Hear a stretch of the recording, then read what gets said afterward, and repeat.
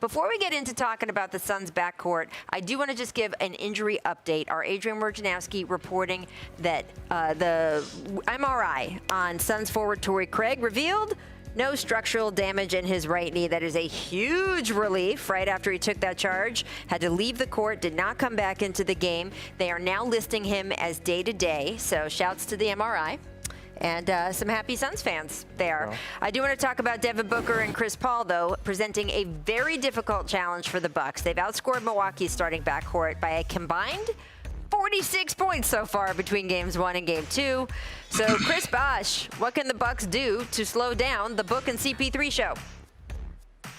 Well, I mean, it's easier said than done, right? These are two of the best players in the league. Chris Paul's got the eye of the tiger right now. I think he wants it more than anybody else in the world right now. And Book is definitely trying to establish himself as the young superstar of the league. But I think one of the things that the Bucks can do is really play better defense. I think I'm more of a traditional big. I like to see the bigs up in the screen and roll. Guarding Chris Paul is hard enough.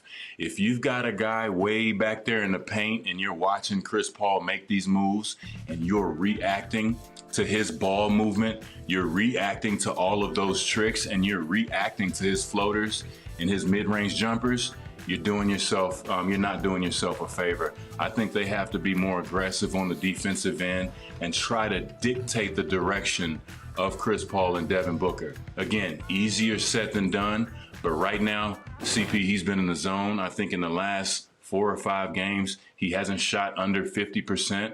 So if the point guard is playing that efficiently and he's getting his assist and getting that ball moving and having everyone run all over the court, you're at a disadvantage. It's so well said. And what can the Bucks do to slow down CP and Booker? This is the issue.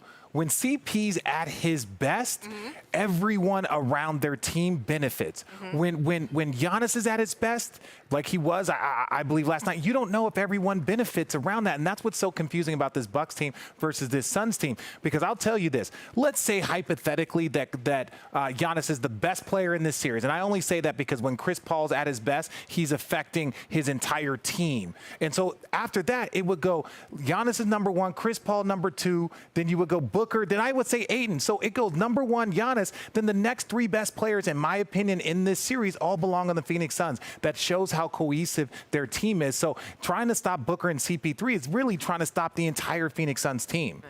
Well, I'm going to answer your question, Rachel, and I think the way that you stop them is the same way that they're slowing down Chris Middleton and Drew Holiday, right? What we're not putting enough emphasis on is that the Phoenix Suns are doing a great job of making them spend a lot of energy on the defensive end. Right. So how you gotta slow them down is by making them play defense. This is why I gotta say with the Bucks, you gotta put some structure in your offense. You gotta make them guard, just like with Richard, which when you was with the Cavs, when y'all won the championship, what y'all used to do with Steph, y'all was like, look, we're gonna make you guard. Y'all switched up y'all whole game plan of bringing a big up in the pick and roll to bringing Steph up into the pick and roll and forcing him to switch so he won't have that much energy on the offensive end. So I think if I'm the Milwaukee Bucks, I'm trying to put them in as much action as possible. 1, to wear them down. 2, to hopefully get them in foul trouble. And you want to look at the Bucks not shooting the ball well.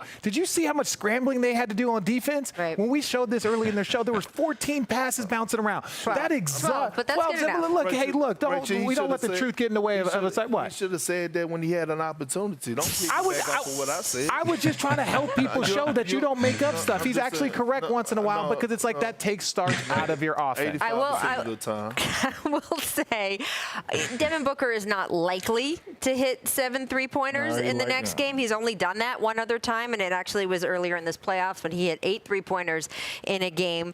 But the 3-point shooting from the Suns, even though they didn't rank super high in it in the regular season, they're comfortable doing it. And it's funny, someone in the press conference last night asked Chris Paul, man, were your eyes a little open when you saw the stat sheet and saw it was 40 attempts on 20 makes? And he just looked at the reporter and said, I did play for the Houston Rockets, I'm familiar with taking a lot of threes. Thanks for watching ESPN on YouTube. For live streaming sports and premium content, subscribe to ESPN+.